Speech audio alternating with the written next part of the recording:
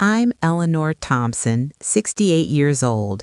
Last Thanksgiving, my daughter sent me a surprise invitation to our family cabin in the Adirondacks.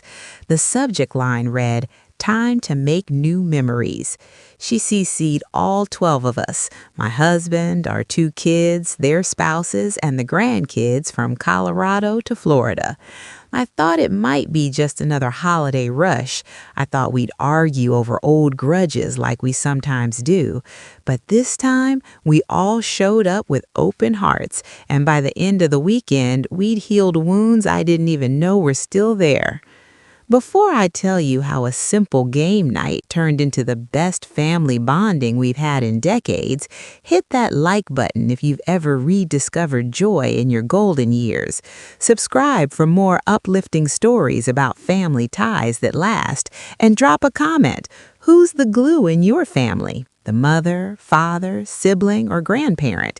Where are you watching from, and what time is it there? All right, let's start from the beginning.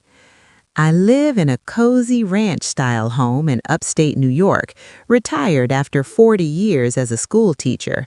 Numbers never were my thing, but relationships, they've been my life's work. My husband, Richard, 70, was a mechanic. Strong hands, quiet words. We've been married 45 years through ups and downs. Our daughter, Sarah, 42, is a nurse in Denver with her husband, Mike, and their two kids, little Emma, 8, and Jack, 10. Our son, David, 40, runs a small business in Tampa with his wife, Lisa, and their teenager, Sophie, 15. We see them at holidays, but life gets busy. Grandkids' soccer games, work trips. You know how it is when you're in your 60s watching the next generations pull away. Growing up in the 1960s, family meant everything. My mother, bless her soul, hosted Sunday dinners where we laugh over pot roast. My father taught us card games by the fire. But as we aged, small rifts crept in. Sarah felt I favored David as a kid. Maybe I did, without meaning to, praising his sports trophies while her art projects got a quick, nice job.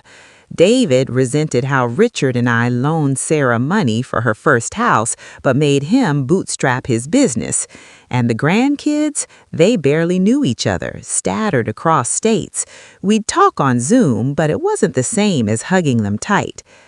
2 months before Thanksgiving, Sarah called.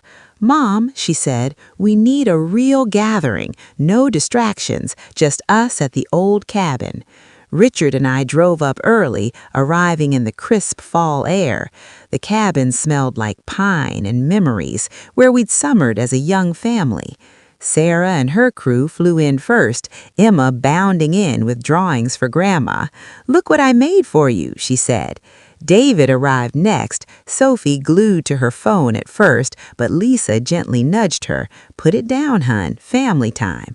We all hugged, mother to daughter, father to son, siblings reuniting like old times. That first night, we cooked together. Richard grilled burgers, his specialty, while Sarah and I chopped veggies, chatting about her nursing shifts and my book club. David and Mike fixed a leaky faucet, bonding over tools like father and son-in-law. The grandkids ran wild outside, Emma teaching Jack and Sophie how to skip stones by the lake. No arguments, just laughter. But the real magic happened during game night. We pulled out the old Scrabble board, my mother's favorite.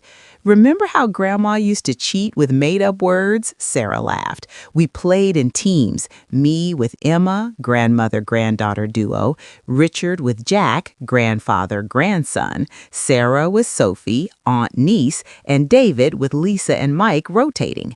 As tiles clicked, stories flowed. Sarah admitted, "Mom, I always felt like you expected more from me as the oldest." I squeezed her hand. "Honey, I was just proud. Maybe I didn't say it enough." David chimed in, "Dad, that loan to Sarah stung, but I get it now. It made me stronger." Richard nodded, eyes misty. "Son, we're equals now. Proud of you both." The grandkids listened wide-eyed, Sophie saying, "I didn't know you guys had fights too."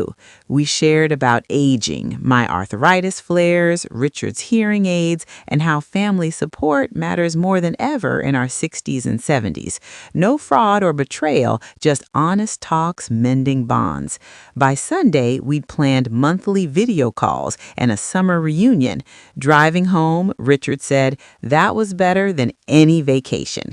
If you're 55 to 70 watching this and nodding along, maybe thinking of your own kids or grandkids, drop a family first in the comments. Share your relationship story. Was it a mother-daughter chat or father-son moment that changed everything?